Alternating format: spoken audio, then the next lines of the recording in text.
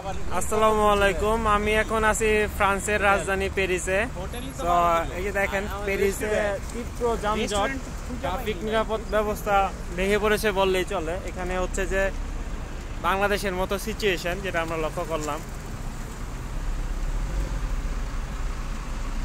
এই হইলো দুই তিন দিক দিয়ে গাড়ি সাইকেল, মানে কোনো ট্রাফিক নিয়ম কেউ মানতেছে বললে আমার চোখে পড়তেছে না। এক এক দিক দিয়ে সাইকেল ঢুকে পড়তেছে বাংলাদেশের মতো। এই হলো আইফেল টাওয়ার,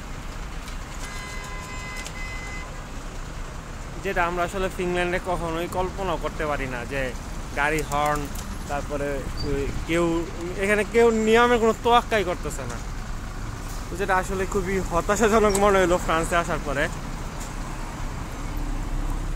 এই হলো আইফেল টাওয়ার।